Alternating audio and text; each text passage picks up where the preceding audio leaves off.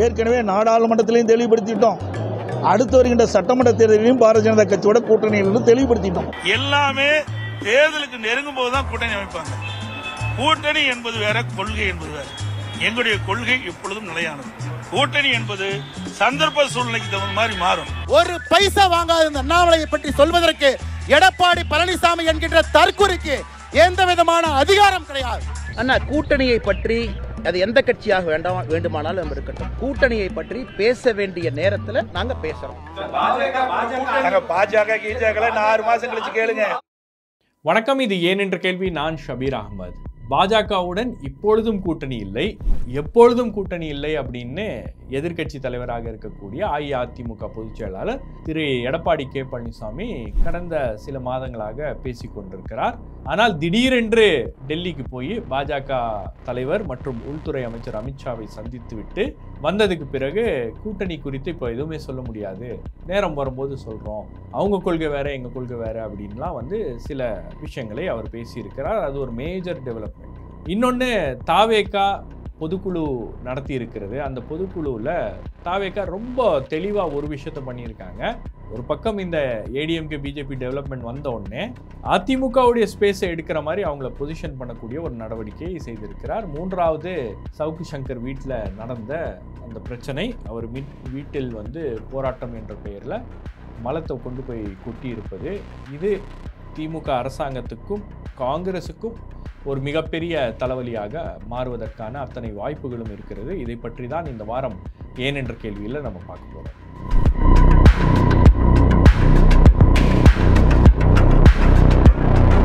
இந்த விஷயத்தை பற்றி பேசுறதுக்கு முன்னாடி news minute Tamil, news laundry, நாம் ஒரு கம்ப்ளீட் ஆட் ஃப்ரீ பிளாட்ஃபார்ம். எந்த விதமான அரசாங்க விளம்பரமோ அரசியல் கட்சிகளுடைய விளம்பரமோ கார்ப்பரேட் ஆட்ஸோ நம்பி இயங்கக்கூடிய ஊடக நிறுவனங்கள் அல்ல, முழுக்க உங்களுடைய ஆதரவோடு இயங்கக்கூடிய ஊடக நிறுவனங்கள். ஆகவே நாம் செய்கின்ற இந்த வேலை உங்களுக்கு பிடித்திருந்தால், இதை தொடர வேண்டும் அப்படின்னு நினச்சிங்கன்னா இந்த QR கோட் மூலமாக உங்களுடைய ஆதரவை எங்களுக்கு தெரிவிக்கலாம். ஒரு 99 ருபீஸ் நீங்கள் செலுத்துனீங்கன்னா நியூஸ் மினிட்டுடைய மெம்பராக ஆவதற்கான அந்த வாய்ப்பு இருக்கிறது. எங்களுடைய பேவால் ஸ்டோரிஸ்லாம் நீங்கள் ஆக்சஸ் பண்ணலாம், படிக்கலாம். ஸோ இந்த வாய்ப்பை நிச்சயமாக பயன்படுத்தி கொள்ள வேண்டும் என்று நான் வேண்டுகோள் விடுக்கிறேன்.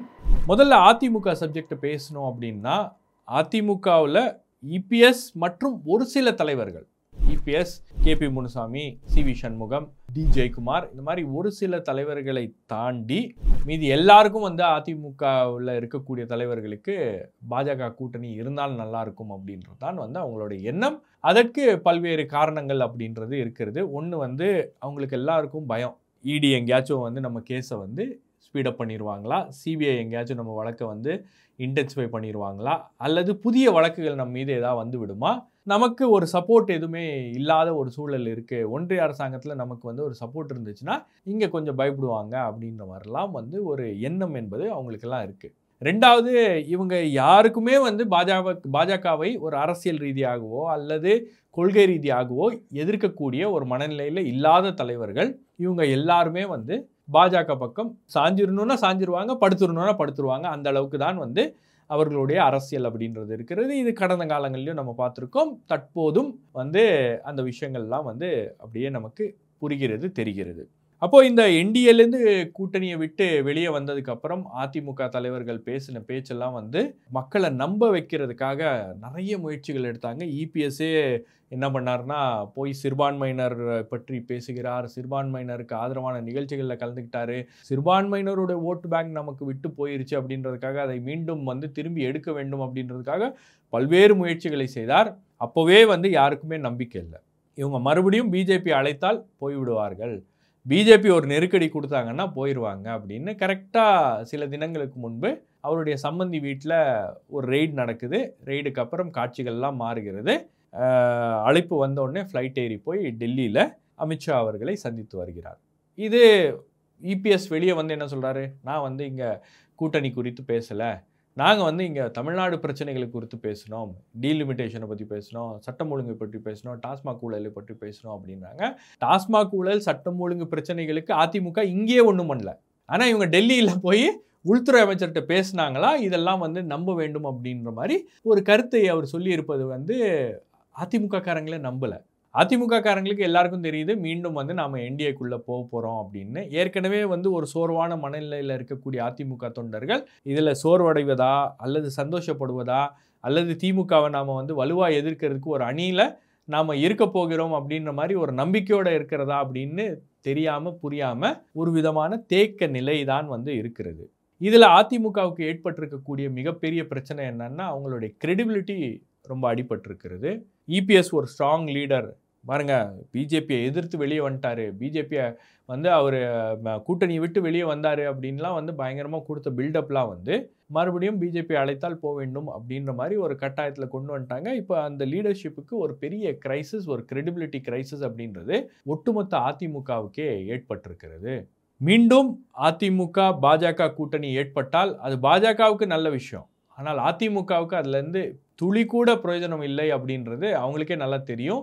இன்ஃபேக்ட் அதிமுக தலைவர்களே அவங்களுடைய உள்ள நடந்த கூட்டங்கள்லையும் சரி, அதே போல் வெளியே பேசுகின்ற போது கூட அதிமுக தலைவர்கள்லாம் சொன்னது என்னன்னா, பாஜக இருந்ததுனால நமக்கு பாதிப்பு தான் அதிகம், நமக்கு எந்த விதமான ஒரு லாபமும் இல்லை.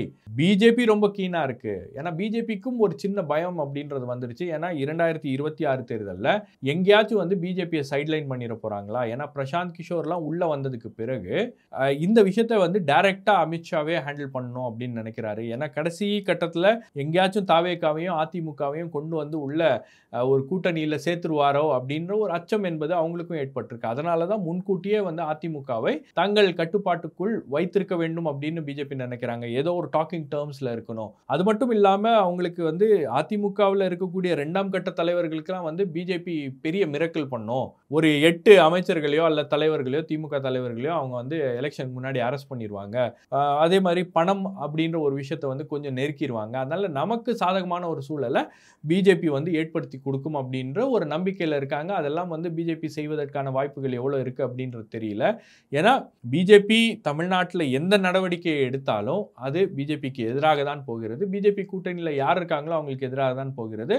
அப்போ அது அதிமுகவுக்கும் ஒரு நெகட்டிவாக தான் போய் அமையும். தமிழ்நாட்டில் உங்களுக்கு திமுகவை எந்த அளவுக்கு வந்து எதிர்ப்பதற்கு ஒரு செக்ஷன் இருக்கிறதோ அதே அளவுக்கு பாஜகவை எதிர்ப்பதற்கும் வந்து ஒரு மனநிலையில் மக்கள் இருக்கிறார்கள். ஏன்னா பாஜக வந்து அவங்க தமிழ்நாட்டுக்கு நலனுக்கு எதிராக செயல்படக்கூடிய ஒரு கட்சி. ஹிந்தி திணிப்பு, என்இபி, அதுக்கப்புறம் வந்து இங்கே இருக்கக்கூடிய திட்டங்களுக்கு அவங்க பணம் ஒதுக்குவதில்லை. இங்கே பேரிடர் ஏற்பட்டுருச்சுன்னா, இயற்கை பேரிடர் ஏற்பட்டுச்சுன்னா பணம் கொடுப்பதில்லை. தமிழ்நாட்டை கண்ட்ரோல் பண்ணணும்னு பார்க்குறாங்க அப்படின்ற அந்த விஷயம் இருக்கு இல்லையா, அது தமிழக மக்கள் மத்தியில் பெரிய அளவுக்கு வந்து எடுபடல. தமிழ்நாடு அதனால தான் வந்து பாஜகவை ஒரு நார்த் இந்தியன் பார்ட்டி அப்படின்னு பார்க்குறாங்க. பாஜக எப்படியாச்சும் தமிழ்நாட்டுக்குள்ளே கால் பதிச்சிடணும் அப்படின்னும் போது ஒரு பெரிய புஷ்பேக் அப்படின்றது இருக்குது. அது நேச்சுரலாகவே இருக்கிறது அப்படின்னும் போது இந்த இடத்த தான் வந்து விஜய் டார்கெட் பண்ணுறாரு அப்படின்னு பார்க்குறேன். ஏன்னா அவருடைய பொதுக்குழுவில் தன்னை வந்து ஆன்டி பிஜேபியா ஆன்டி டிஎம்கேவா அவர் வந்து பொசிஷன் பண்ணியிருக்கிறாரு. ஒரு பக்கம் நான் பிஜேபியும் ஃபைட் பண்ணுறேன், இன்னொரு பக்கம் டிஎம்கேவை ரொம்ப கடுமையாக ஃபைட் பண்ணுறேன். ஏன்னா அவங்க ஒரு ஸ்டேட் பார்ட்டின்றதால அவங்கள வந்து டைரெக்டாக நான் அட்டாக் பண்ணி ஃபைட் பண்ண போகிறேன் அப்படின்ற அந்த விஷயத்தை அவர் வந்து கையில் எடுத்திருக்கிறார். அதனால தான் வந்து அவருடைய ஸ்பீச்சில் பார்த்தீங்கன்னா, விஜயோடைய ஸ்பீச்சில் முன்னெப்போதும் இல்லாத அளவில் அவர் வந்து ஒன்றிய அரசாங்கத்தை அட்டாக் பண்ணியிருப்பார். அதுக்கப்புறம் டிஎம்கேவையும் டைரெக்டாக மன்னர் ஆட்சி அப்படின்னு சொல்லி அட்டாக் பண்ணியிருப்பார். ஸோ இந்த நரேட்டிவோடு தான் வந்து விஜய் போகிறாரு. இன்னொன்று, விஜய்க்கு கூடுதலாக என்ன ஒரு பலம் கிடைத்திருக்கிறது அப்படின்னு பார்த்தீங்கன்னா, ஏடிஎம்கே தான் ஆன்டி டிஎம்கே பாலிடிக்ஸை வந்து பெரிய அளவில் திமுக எதிர்ப்பு அரசியலில் அதிமுக தான் முன்னெடுக்கும். ஆனால் கடந்த சில ஆண்டுகளாக பார்த்தீங்கன்னா அதிமுக அந்த திமுக எதிர்ப்பு அரசியலை முன்னெடுக்கிறது இல்லை. பாஜக அதை செய்கிறது. ஆனால் பாஜகவுடைய அரசியல் என்பது தமிழ்நாட்டில் எடுப்படல.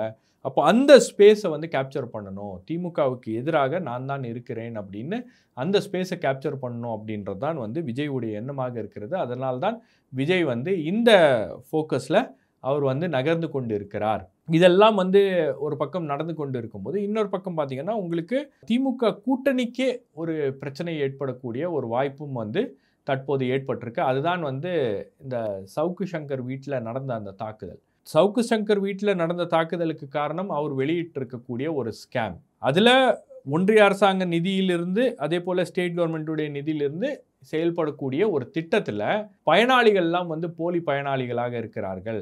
ஏன்னா சென்ட்ரல் கவர்மெண்ட் ஃபண்ட் பண்ணுற ஒரு ஸ்கீம், பார்ஷியலி ஃபண்ட் பண்ணக்கூடிய ஒரு ஸ்கீம் அப்படின்றதுனால அதில் போலி பயனாளிகள்லாம் வந்து ஈடுபட்டிருக்கிறார்கள். அதில் வந்து தமிழ்நாடு காங்கிரஸ் கட்சியுடைய தலைவராக இருக்கக்கூடிய திரு செல்வ பெருந்தகைக்கு தொடர்பான ஒரு கம்பெனியும் அதில் இன்வால்வ் ஆகிருக்கு அப்படின்னு பேசின ஒரு விஷயம் 3 மாதம் முன்னாடியே அவர் பேசினார். 3 மாதம் கழித்து அவருடைய வீட்டில் போய் சானிட்டரி ஒர்க்கர்ஸை வந்து அவர் கொச்சப்படுத்திட்டாரு, அதாவது துப்புரவு தொழிலாளியை கொச்சப்படுத்திட்டாரு அப்படின்னு அவர் வீட்டில் போய் அட்டாக் பண்ணி பெரிய அளவுக்கு வந்து ஒரு அநாகரிகமான ஒரு போராட்டத்தை கையில் எடுத்தது பெரிய பிரச்சனையாக மாறி இருக்கிறது. வேணும்னா அதை சென்னை போலீஸ் வேணும்னா அதை இன்வெஸ்டிகேட் பண்ணாமல் அப்படியே காலம் தாழ்த்தி இருக்கலாம், அதுக்கப்புறம் அதை சிபிசிஐடிக்கு தள்ளி இருக்கலாம். சிபிசிஐடியில் கூட வந்து பெரிய அளவுக்கு சீரியஸ்னஸோடலாம் வந்து அந்த விஷயத்தை அணுகாமல் அந்த கேஸில் சம்மந்தப்பட்டவர்களை கைது பண்ணி அவங்களும் ஜாமீனில் வெளியே வந்துட்டாங்க. ஸோ ரொம்ப சாதாரண ஒரு விஷயமாக இதை அரசாங்கம் நினைக்கலாம். பட் என்ன பெரிய விஷயம்னா இதில் அந்த ஸ்கீம் அப்படின்றது ஒரு சென்ட்ரல் கவர்மெண்ட் ஃபண்டட் ஸ்கீம் அப்படின்னும் போது புகார் கொடுத்தால் சிபிஐ எஃப்ஐஆர் போடுவதற்கான ஒரு வாய்ப்பு இருக்குது. ஸோ புகார் இங்கேருந்து பதிவு பண்ணால் கூட இவங்க ஜென்ரல் கன்சென்ட் கொடுக்கல அப்படின்லாம். இதில் இன்னொரு கம்பெனி மும்பையில் இருக்குது. அப்போ மும்பையில் யாராச்சும் வந்து புகார் கொடுத்தாங்கன்னா அங்கே வச்சு அந்த புகாரை எடுத்துக்கிட்டு சிபிஐ வந்து ஒரு கேஸை ஃபைல் பண்ணாங்கன்னா ஆட்டோமேட்டிக்காக சிபிஐயோடைய எஃப்ஐஆரை வச்சுக்கிட்டு இடி உள்ளே வரலாம். ஸோ இந்த ஒரு ஸ்கீம்லேயும் வந்து காங்கிரஸ் கட்சி தலைவருக்கும் அதே போல் திமுகவுக்கும் ஒரு நெருக்கடியை கொடுப்பதற்கான ஒரு வேலைகளும் வந்து தற்போது உருவாகி இருக்கிறது. அப்போது ஒரு எலெக்ஷன் இயரில் தேவையில்லாமல் ஒரு பிரச்சனையை இவங்களே வந்து இழுத்துக்கிட்டாங்களா அப்படின்ற ஒரு பேச்சு தான் வந்து காங்கிரஸ் கட்சி தலைவர்கள் மத்தியில் இருக்குது. இது வெறும் ஒரு செல்வ பெருந்தகை அவர்களுக்கு சம்மந்தப்பட்ட ஒரு பிரச்சனை அப்படின்றதால இப்போ அது கட்சிக்கே ஒரு பெரிய பிரச்சனையாக மாறி இருக்கிறது. கட்சிக்கு மட்டும் இல்லாமல் இது கூட்டணிக்கே பிரச்சனையாக வரும், இது தமிழ்நாடு அரசுக்கே ஒரு பிரச்சனையாக வரும் அப்படின்னும் போது அப்போ இந்த பிரச்சனை இவ்வளவு பெருசானதுக்கு யார் காரணம்? இதை காவல்துறை நினைத்திருந்தால் இவ்வளோ பெரிய பிரச்சனை ஆகாமல் தடுத்து இருக்க முடியும். சென்னை மாநகர காவல்துறைக்கு இந்த போராட்டம் நடக்க போகிறதுன்னு தெரியும். ஏன்னா அதுக்கான வீடியோஸ்லாம் இருக்குது. நான் பாட்டுக்கு சும்மா போய் நீங்கள் பேசிட்டு வருவீங்கன்னு பார்த்தா போராட்டம் இந்த மாதிரிலாம் பண்ணுறீங்களா மேடம் அப்படின்னு அந்த காவல்துறை அதிகாரியே சொல்கிறாரு. அப்போ லோக்கல் ஸ்டேஷனுக்கு தெரிஞ்சு தான் நடந்திருக்கு. அவ்வளோ தூரம் உங்கள்கிட்ட நான் சொல்லி அனுப்புகிறேன், போக சொல்லிட்டு 2 பேரும் வாங்கன்னு சொல்கிறேன். இப்போ நீங்கள் போய்ட்டு அங்கே வீட்டையும் போட்டு அடித்து உடச்சிட்டு இங்கே வந்து நீங்கள் சத்தம் போகிறீங்கன்னா என்ன அர்த்தம் இருக்குது? அப்போது பர்மிஷன் வாங்கி தான் இந்த போராட்டம் பண்ணாங்க அப்படின்னும் வந்து சவுக்கு சங்கர் கிளைம் பண்ணியிருக்கிறார் அப்படின்னும் போது அப்போ இந்த பிரச்சனையை வந்து அமிக்கபிளாக அங்கேயே முடித்திருக்கலாம். ஒரு எதிர்ப்பு போராட்டம்னு ஏதாவது ஒரு ரோட்டில் நின்று அவங்க கோஷம் போட்டு போயிருந்தாங்கன்னா இவங்க அரெஸ்ட் பண்ணியிருந்தாங்கன்னா அது வந்து பெரிய பிரச்சனை இல்லாமல் முடிந்திருக்கும். ஆனால் தற்போது இந்த பிரச்சனை ஒரு சிபிஐ வழக்காக மாறுமா அல்லது நீதிமன்றத்துக்கு போய் ஒரு எஃப்ஐஆரை போடுவதற்கான ஒரு வேலைகள் நடக்குமா? அது தேர்தலுக்கு முன்னாடி இந்த மாதிரி ஒரு விஷயம் நடக்குது, அதுவும் வந்து தலித் ஆண்டர்பிரினர்ஸ்க்கான ஒரு ஸ்கீமில் ஊழல் நடந்திருக்கு அப்படின்னா அது பெரிய அளவுக்கு ஒரு பாதிப்பை வந்து தமிழ்நாட்டில் ஏற்படுத்தும். ஆல்ரெடி தமிழ்நாட்டில் உங்களுக்கு தலித் மக்கள் மீது நடக்கக்கூடிய அட்ராசிட்டிஸ், அதே போல் தலித் மக்கள் மீது நடக்கக்கூடிய தாக்குதல்களை எல்லாம் வந்து தடுக்க இந்த அரசாங்கம் தவறி இருக்கிறது அப்படின்ற ஒரு குற்றச்சாட்டுக்கு திமுக அரசாங்கம் தொடர்ந்து ஆளாகி கொண்டு இருக்கிறது. அப்போ யாருமே டிஃபெண்ட் பண்ண முடியாத ஒரு இடத்துல ஒரு பிரச்சனையை வந்து இங்கே இருக்கக்கூடிய அதிகாரிகளை உருவாக்கிட்டாங்களா அப்படின்ற ஒரு கேள்வியும் இருக்குது. ஸோ இது எல்லாமே வந்து தேர்தல் நேரத்தில் ஒரு மிகப்பெரிய பிரச்சனையாக மாற்றுவதற்கான ஒரு திட்டத்தோடு தான் வந்து இன்னைக்கு அமித்ஷா அதிமுகவை வைத்து இந்த பிளானை பண்ணிட்டு இருக்காரு. ஸோ இந்த மாதிரி சில பிரச்சனைகள் எல்லாம் கையில் எடுத்துக்கொண்டு திமுக அரசாங்கத்தை நெருக்க வேண்டும், திமுகவை தேர்தலுக்கு முன்னாடி நெருக்க வேண்டும் அப்படின்றது தான் பாஜகவுடைய திட்டமாக இருக்கிறது. அது பிஜேபி தனியாக பண்ண முடியாது. அதனால தான் பிஜேபிக்கு அதிமுக போன்ற ஒரு கட்சி இங்கே வந்து தேவைப்படுகிறது. ஏன்னா ஓரளவுக்கு மக்கள் நம்பணும் அப்படின்னா பிஜேபி பேசினா மக்கள் நம்ப மாட்டாங்க. அப்போ அதிமுக வச்சு நாம் பேச வச்சா ஓரளவுக்கு நம்ம பிரச்சனை பண்ண முடியும் அப்படின்ற ஒரு வியூகம் தான். அதனால தான் வந்து தேர்தலுக்கு 1 வருஷத்துக்கு முன்னாடி ஏடிஎம்கே தலைவர்களை அழைத்து பேசி ஓரளவுக்கு ஏதோ ஒரு அஜெண்டாவை செட் பண்ணணும் அப்படின்னு நினைக்கிறாங்க. ஏன்னா தமிழ்நாடு அவங்களுக்கு வந்து ஒரு முக்கியமான மாநிலமாக இருக்கிறது. என்ன பண்ணாலும் தமிழ்நாட்டுக்குள்ளே நுழைய முடியலையே அப்படின்ற ஒரு ஆதங்கம் என்பது பாஜகவுக்கு இருக்கிறது. 2026 தேர்தல் களம் என்பது அதற்கான ஒரு வாய்ப்பாக இருக்கிறது அப்படின்னு அவங்க பார்க்குறாங்க. ஸோ அதனால் திமுகவுக்கான அந்த நெருக்கடிகள் அப்படின்றது வருகின்ற நாட்கள் அதிகரிக்கும். அது எந்தெந்த வடிவங்களில் வரப்போகிறது அப்படின்றத நம்ம பொறுத்திருந்து பார்க்கணும். ஆனால் அதே சமயத்தில் மீண்டும் அதிமுக பாஜக கூட்டணி அமைய போகிறது அப்படின்னா அந்த கூட்டணிக்கு எந்த அளவுக்கு கிரெடிபிலிட்டி இருக்க போகிறது, மக்கள் எப்படி அந்த கூட்டணியை நம்ப போகிறாங்க அப்படின்றது ஏடிஎம்கே இபிஎஸ் முன்னாடி இருக்கக்கூடிய ஒரு மிகப்பெரிய சவால். வேறொரு நிகழ்ச்சியில் உங்களை சந்திக்கிறேன். நன்றி, வணக்கம்.